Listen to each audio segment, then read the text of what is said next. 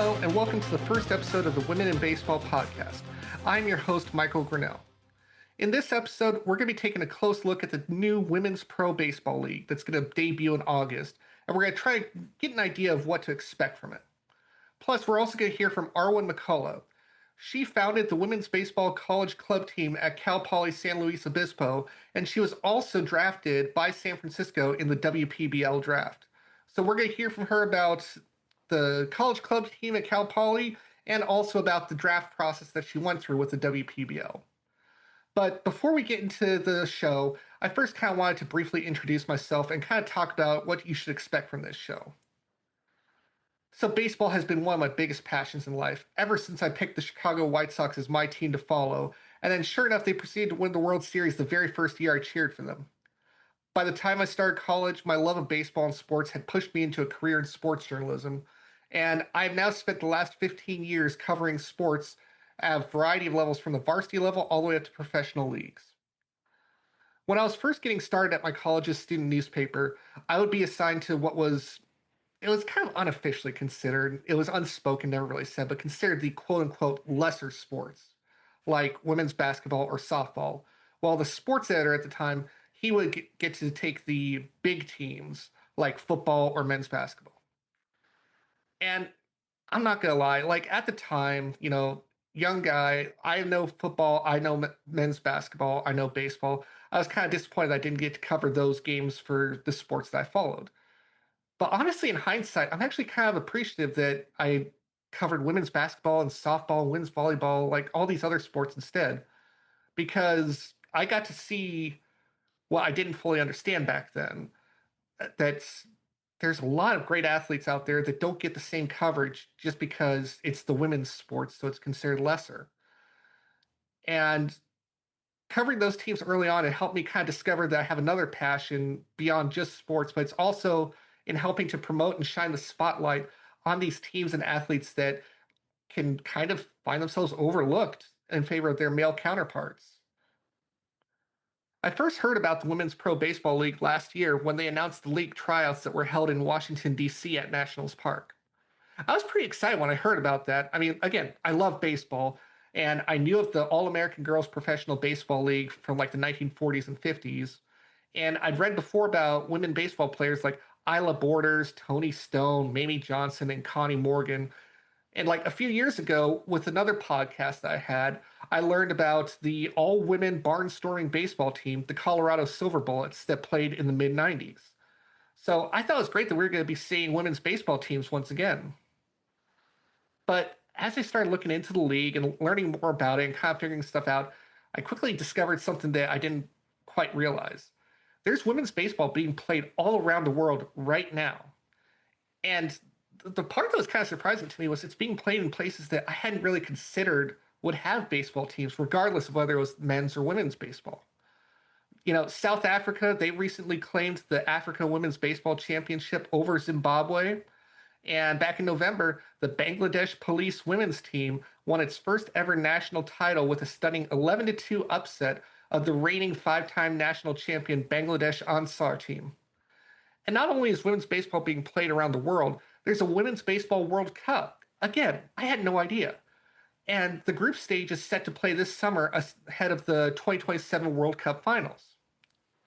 So yeah, I had no idea about all this at all. And so that's why I decided that I'm going to start this podcast. So in this show, we're going to be taking a look at current events in women's baseball. Obviously, we're going to be talking about the WPBL, and we're also going to talk about the Women's Baseball World Cup. And we're also going to kind of shine the spotlight on some of these regional leagues and tournaments that are going on around the world. And along with that, I also want to kind of go back in time and shine the spotlight on some of the women trailblazers in baseball, like the All American Girls Professional Baseball League, and like people like Effa Manley, the first and to date only woman currently enshrined in the National Baseball Hall of Fame. So there's a lot of interesting stories that lie ahead in this show, and I'm really excited to learn more about them while kind of bringing you along on this journey. All right, I don't really like talking about myself all that much to begin with, so let's go ahead and get this show going. Before we get into the main topic for today's episode, I did want to touch on one little piece of recent news that I saw. So I will say I haven't seen an official announcement or release yet from the World Baseball Softball Confederation. But on their website, they now have listed a site for Group B of the Women's Baseball World Cup group stage play that's going to take place later this summer. So, Rockford, Illinois had already been announced as the site of Group A play last June.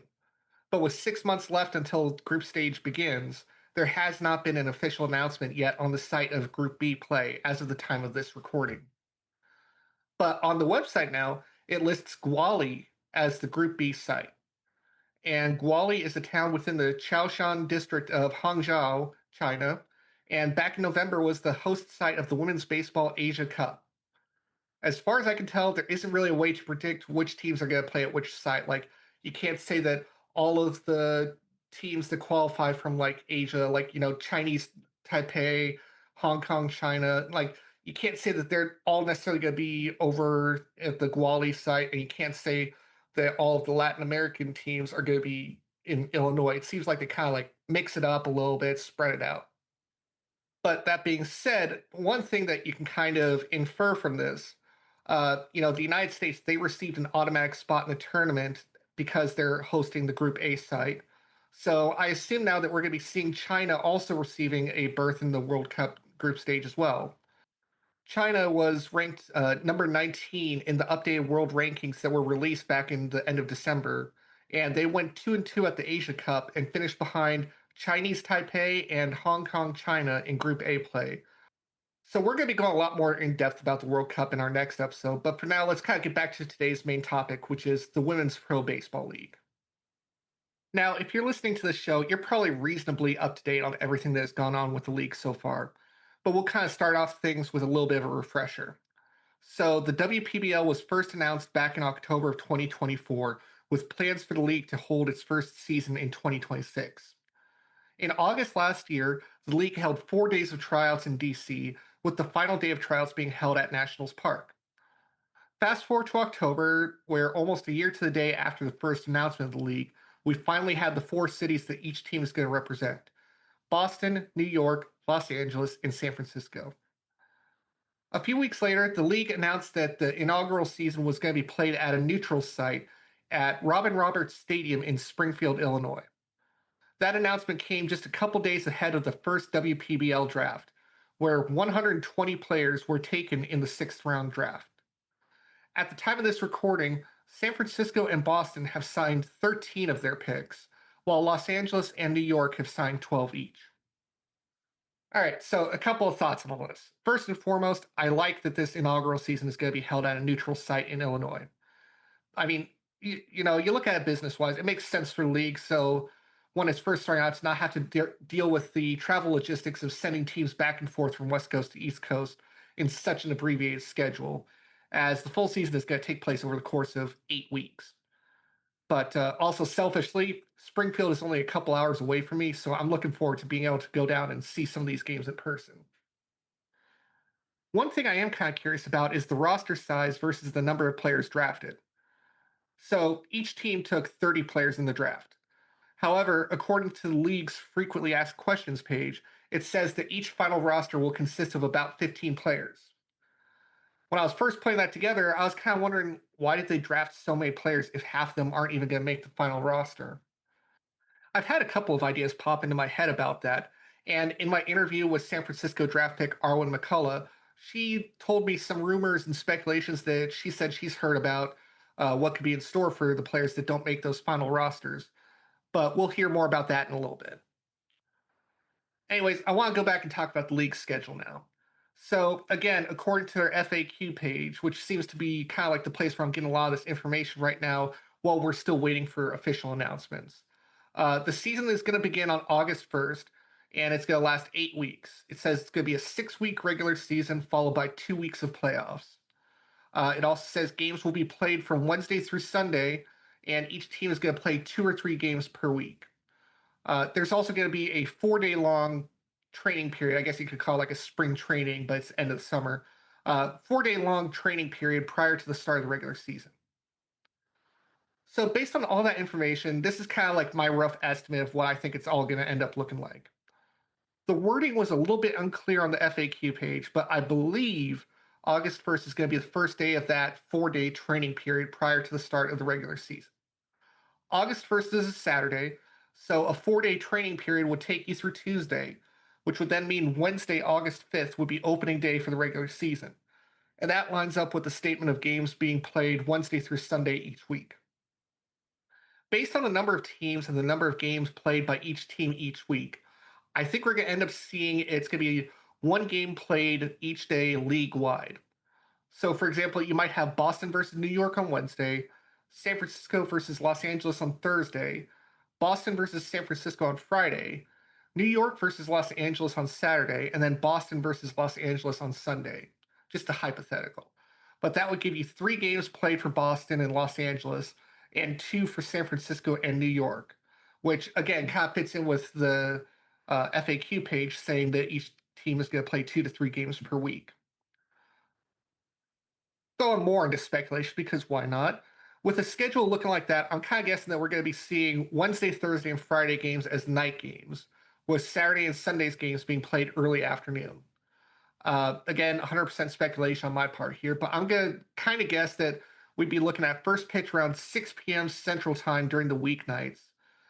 Maybe a little bit later start, 7 p.m. on Friday nights. And then for the weekend day games, I'm kind of betting it's going to be like start times of 1 or 2 p.m. One nice thing, thinking ahead to the games and whatnot, it seems like, again, off their FAQ page, they're looking at other streaming options to increase availability for the games. But it looks like, at the bare minimum, all their games are going to be streamed on their YouTube page, if I'm reading this correct. So that's going to be really nice. It's going to make it easy for people to be able to check out the games and get into the league.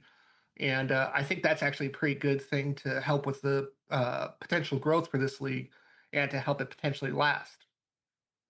As for what's next with the league and like what we're waiting to hear on, I'm really kind of interested to see what team names we end up getting. And I'm also interested to see what the coaching staffs look like. If you've been following Women in Baseball podcast on TikTok, you'll have seen my videos where I was suggesting team name ideas for each city. Some ideas, I'll admit, are better than others. But I definitely think it'll be cool to see some teams that have historical ties to women's baseball. One of my favorite ones that I came up with when I was doing that series is the New York Resolutes. And that ties into the Vassar College Resolutes, which, according to the Baseball Hall of Fame, that was the first organized women's baseball team back in the late 19th century. So I think that'll be cool to see. Um, it might also be cool. I saw this idea mentioned, and I thought, man, why didn't I think of this? Another good idea is if you have one of these teams adopt a name from one of the All American Girls Professional Baseball League franchises.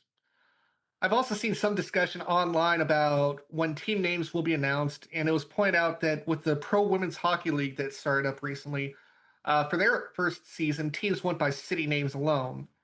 So it is possible that for this first year of play, it may only be like, the San Francisco team, the Los Angeles team. There's still time for team names to be announced, though, before the season starts. So we'll just kind of see how that all ends up playing out. As for the coaching staffs, I'm really kind of looking forward to seeing how this all breaks down. Um, I think it's, pretty safe bet that there might be like 1 or 2 coaches that come from the U.S. women's national team. There have been a lot of coaches that they've had at that team over the years. Just this last year during the women's national team development program, you had people like Baseball Hall of Famer Billy Wagner, former pro pitcher Isla Borders, former Colorado Silver Bullets player Jenny Dalton Hill, and you had Kristen Caldwell, a member of the 2004 gold medal winning team at the inaugural Women's Baseball World Cup. They were all part of that coaching staff, along with many other great people. It's also possible we could see some former Major League players, Major League Baseball players get the consideration. Uh, for example, the Colorado Silver Bullets, again, to bring them back up, during their 4 years of existence, Hall of Famer Phil Niekro was the manager of that team. So yeah, this is all just a lot of early speculation, just kind of what I'm thinking, what I'm feeling based on what details that we have right now. There's going to be a lot of these details and questions that are going to get cleared up here in the near future as the league makes their announcements leading up to opening day. I'm looking forward to hearing some details as they come up. and also seeing if we can get someone from the league office to join us on this show to talk more about what they have in store. But in the meantime, now we're going to go ahead and hear from Arwen McCullough, a sixth round draft pick by San Francisco. McCullough is a right-handed pitcher from Livermore, California, and she is also the founder of the women's baseball college club team at Cal Poly San Luis Obispo. I spoke with her about what got her into baseball, what it was like starting up a team from scratch, and then we also talked a lot about the mental aspect of playing baseball and how important that is. We also, of course, talked about her journey through the tryout process and the draft process for the WPBL, and also, talked a little bit about how much it meant to her as someone who grew up in the Bay Area to be drafted by the San Francisco franchise. And I guess I'll just first off ask you, how did you first get into baseball, growing up and whatnot? Yeah, well, I'm originally from the Bay Area, so the Giants were in the 2010 World Series, and as a Bay Area family, we turned on the game, and I guess my parents said they'd never seen a kid with ADHD sit still for that long, um, and they thought I would be really into the sport. They turned on softball, did not care. I was like, I want baseball, I want to watch it, I want to play it. So they signed me up for Little League the following year, and I fell in love with it. Nice. Who was who's your favorite player on the Giants during that run they had? Ooh, let's see. I'm a pitcher, so I loved Tim Lincecum and Madison Bumgarner, and then of course Buster Posey has a special spot in my heart. I got a chance to meet him at one of his camps back Oh, in nice.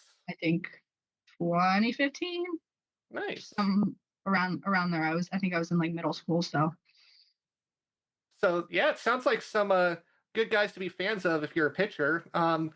So I guess talk a little bit about you as a pitcher. Like, what pitches do you throw? Just kind of your style and your mindset out there on the mound. Then. yeah. I throw fastball, change, curveball, cutter, two seam, four seam fastballs. Um, I guess I go out there. My mindset's changed quite a bit over the years. A lot of time, I'm a very pitch to contact, um, hit my spots, being able to throw hitters off balance and just let my fielders do the work. That's a lot of my mo up there. I kind of come in. I start, but I excel pretty well as a cleanup. Um, just kind of come in and let people just hit weak flies and grounders off of me.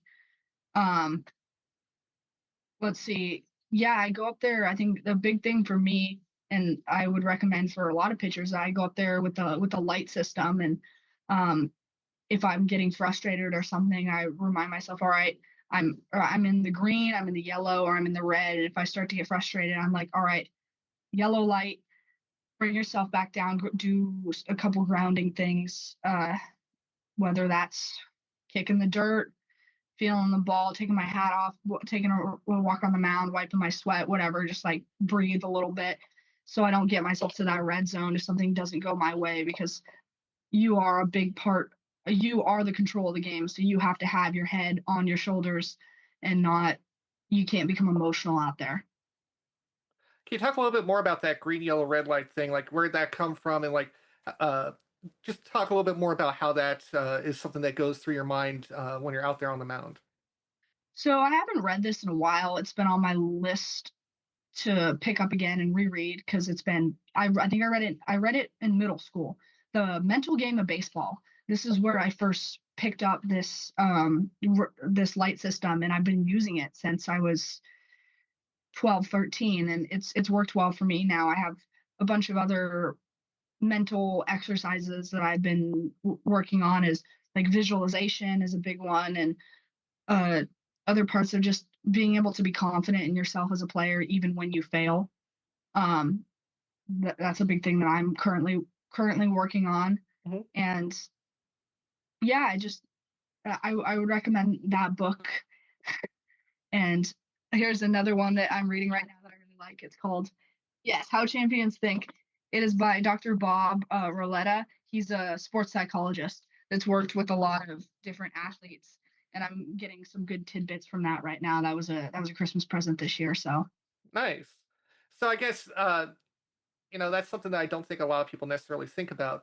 you think sports, you think just, the athleticism aspect of it, but there really is a mental side to it also, kind of keeping in check.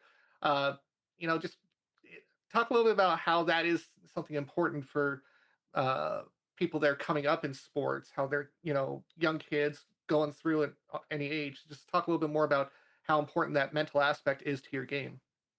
Oh, it's over 50% of the battle. Now, one thing that we've gotten really good at is sports have developed in society is technology, training mechanisms that teaching that work ethic in kids and getting people out there every day that are talking about discipline and training. And I don't think there's a lack of that. If you want it, you got to work hard. Of course, it mental aspect doesn't negate skill at all.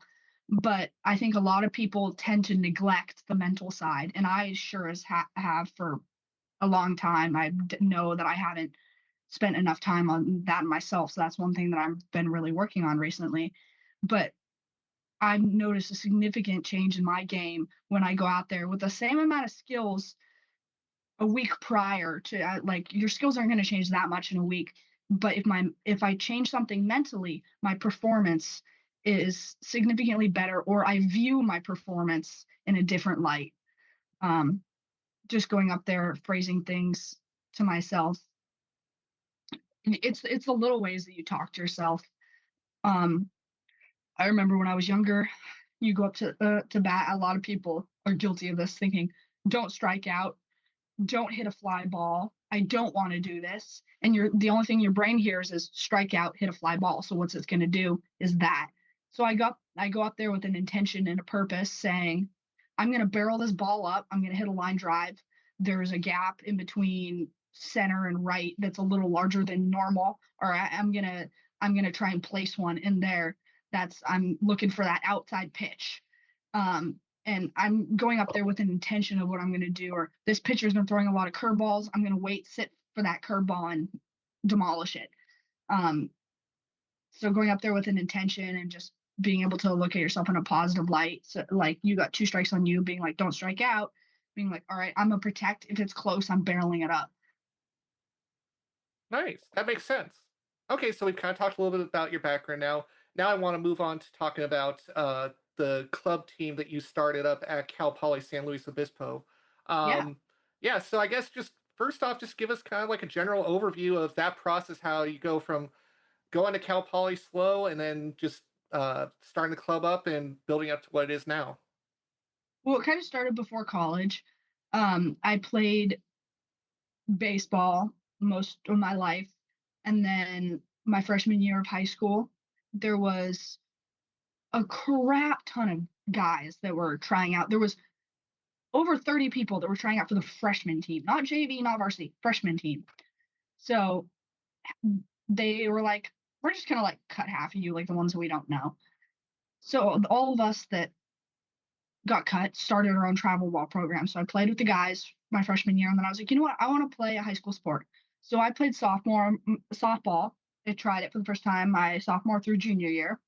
Had fun, enjoyed playing with the girls, did the whole recruitment thing, got recruited to a couple D2, D3 schools back east, but I wanted to stay in California. So I was like, you know what? The a couple teams, a couple schools have started creating women's baseball college clubs. Why don't I just find a school with a high enough population, a good academic program, and just create that? And so Cal Poly was the right fit for me academically.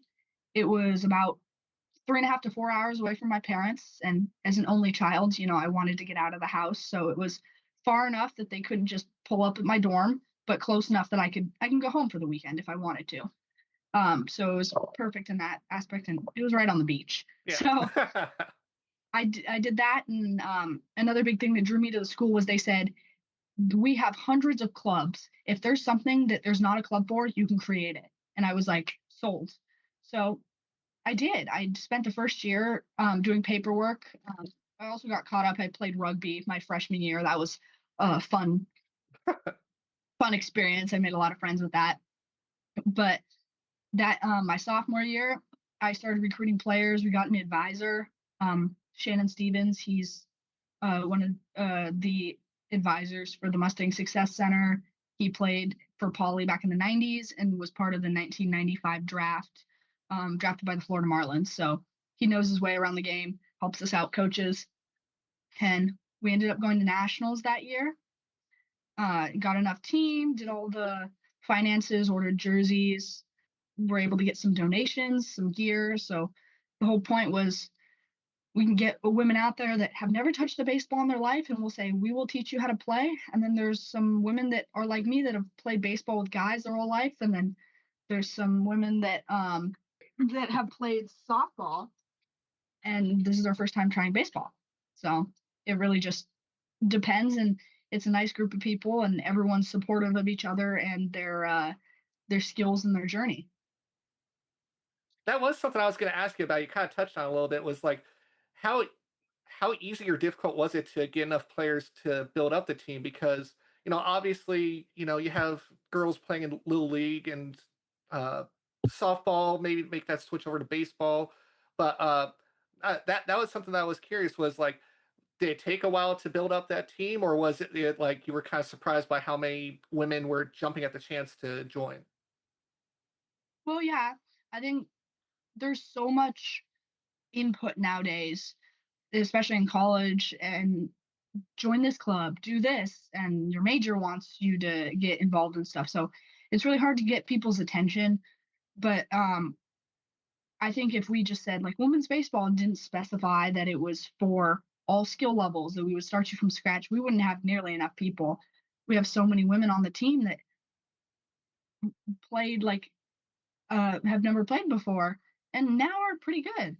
Um, or people that have played softball and they're like, "Oh, I haven't played in 3 years. I wouldn't be good enough for the team." And they're like, "No, you have plenty of softball experience. Like, you just got to get the rust off your arm and your bat and bring it back. It's like riding a bike, you know.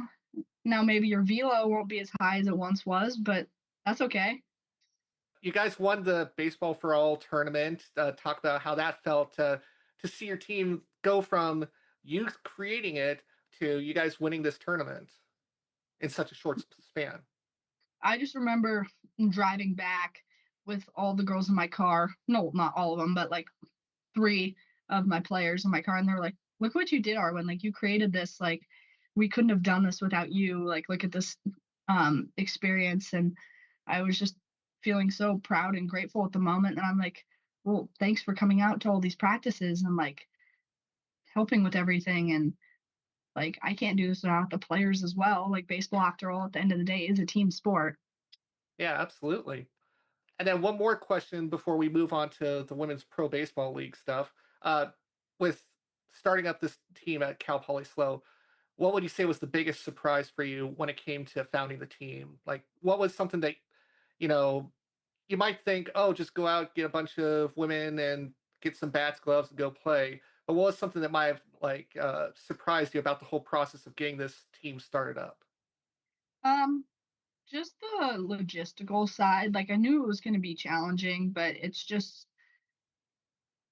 paperwork and liability insurance and figuring out finances, and there's just a lot that has to go into it. Um, and I guess I wish recruiting was always easier, but you work every day to slowly build it, and then you slowly get more and more people. And I don't know if I think I went into it with a pretty open mind, so there was nothing really that like surprised me. I was just like, all right, I'm gonna take it on as it comes. And I've definitely had a lot of challenging moments, but it's all been worth it, if because it's been a goal of mine. So I giving up or letting the team just kind of not happen was never an option for me. So, Women's Pro Baseball League. Lots of excitement going on there right now. Just talk a little bit about when and how did you first hear about it, and then talk about how you ended up making the cut to go out there for the tryouts that they held. Yeah, so I was at the nationals that we won, and Rocky Henley was one of the like coaches, and she was there. And then Justine Siegel is obviously one of the co-founders. She's with Baseball for All as well.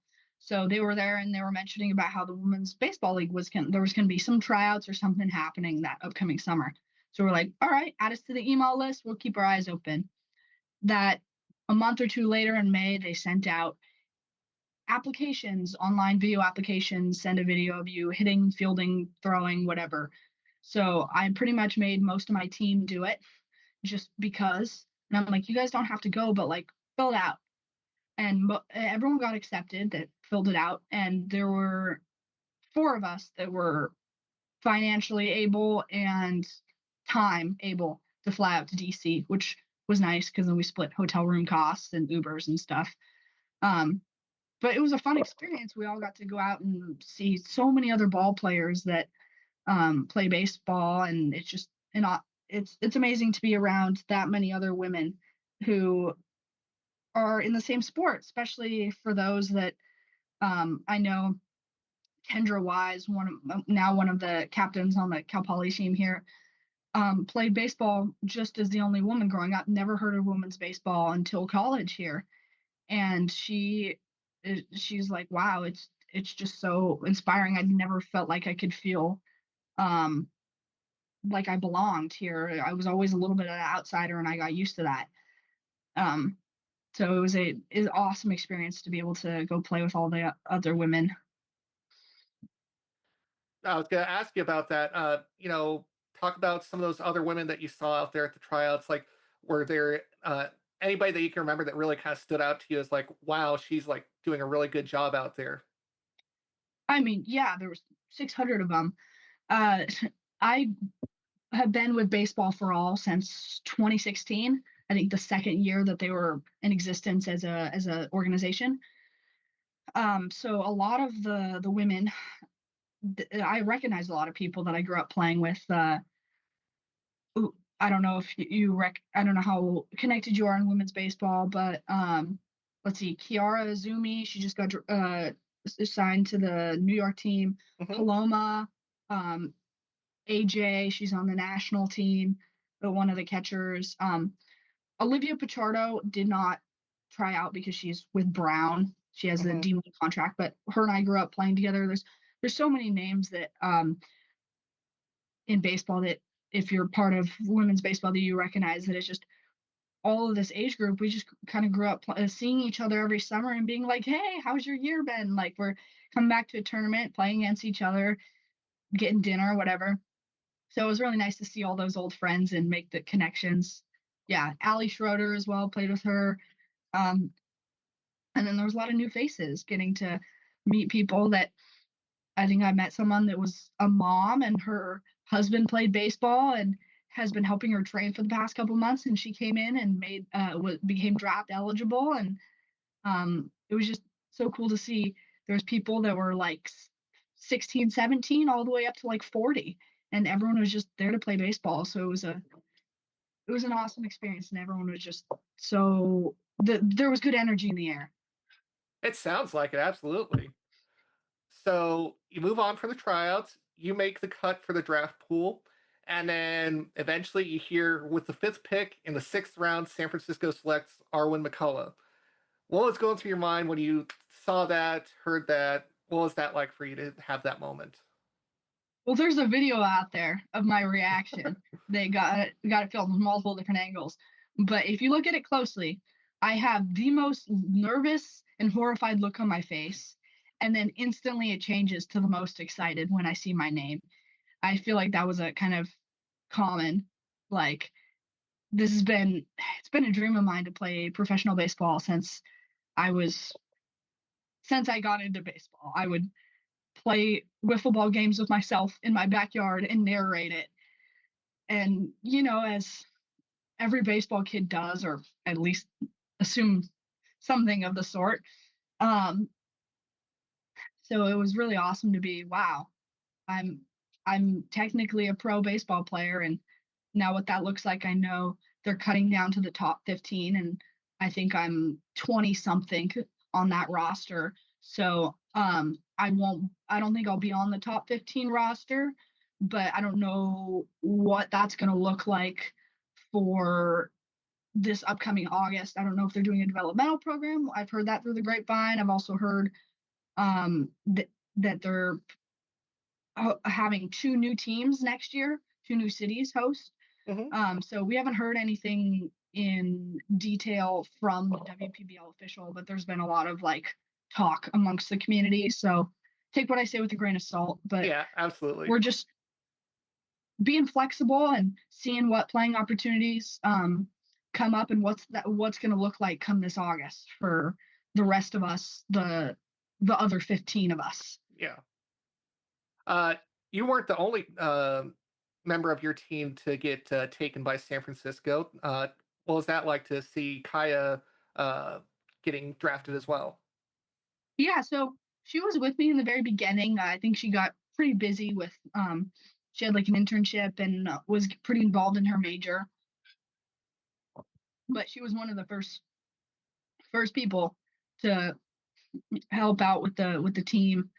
And then she's a year older, so she graduated and was a pretty busy person. But it's nice to see another Cal Poly member, and we're both on the same team and have played together. And she's she's stoic. She's a hard worker, and she just kind of keeps her head down and surprises you. Comes out to the field and just kind of leaves it all on the field. So I love to watch her play. It's and play with her. She's a baller. So, looking at it now, obviously, like you said, there's questions about how the roster is all going to break out, whatnot. But at this point, right now, just because you got drafted into the league, like that makes you and everybody else who got drafted like an inspiration for future generations of girls coming up to be women ball players. Yeah. Like, what does that mean to you to be able to have that knowledge that you can you can make that impact on future generations of ball players? Sometimes I think I have to remind myself perspective because I'm so caught up in my own goals and my as an athlete that I'm like, I want to make that top 15. How can I be the best of the best? How can I be that? mm, How can I level up my game? How can I get 2 more miles per hour on my fastball? How can I blah, blah, blah? And I sometimes need to step back and go, I was drafted on my home team for the first ever women's pro baseball league and need to kind of step and sit with that and be like, look at history is being made and just be I'm so grateful for this opportunity, really. But I think so many other athletes will agree with me that it's so easy to get lost in the next step, what's coming next, and your own personal goals. That it's sometimes you have to be really conscious about taking a step back and feeling gratitude for everything that's happened. So I one big thing that keeps me going too is being that inspiration for younger women because I remember growing up that there wasn't really any women playing baseball. Like I remember seeing Isla Borders on the Stompers, Hmm. and then Monet Davis is like 2 years older than me, and I remember in Little League seeing her playing in the Little League World Series, and those were the only 2 women that I saw play. And then I heard of that I forgot her name, that one woman that like struck out Babe Ruth in like the 30s. Jackie Um, Mitchell. yeah, I and actually after just read that, about her the other day. yeah, but like, and then obviously League of Their Own and stuff, but Yeah. that was it. And now there's so many compared to when I was growing up in the 2000s, like there's so many women now that young girls look up to or have able to. So that's why I'm trying to start posting more on social media and get it out there because there's what 150, 120 of us that have been drafted, and there's 120 of us in the world that are professional women's baseball players. And just being able to show that the me if I was 7 years old, 10 years old, that hey, look what you can be. If you work hard and you strive for it, you can do this someday. And I'm just excited to for all the hate that people give, um, really just kind of think about it in the way that young me would have looked at it because there's so many people that have a pushback to this, but there's going to be so many young women that are positively impacted by this as well. All right, and that will do it for the first episode of the Women in Baseball podcast. I appreciate you listening, and I hope you'll continue to follow along throughout the year. For now, new episodes are going to come out every other week on Mondays. Later this summer, once the Women's Baseball World Cup and WPBL season starts up, then we'll switch to weekly releases to stay up to date on the games as they happen. But for now, again, every other week on Monday. Make sure to subscribe to this show so you don't miss an episode, and also follow the show on TikTok, YouTube, and Facebook at Women in Baseball Podcast. Thanks again for listening, and make sure to check out the next episode on February 23rd, where we're going to be going over what we know about the upcoming Women's Baseball World Cup group stage. I'll see you then.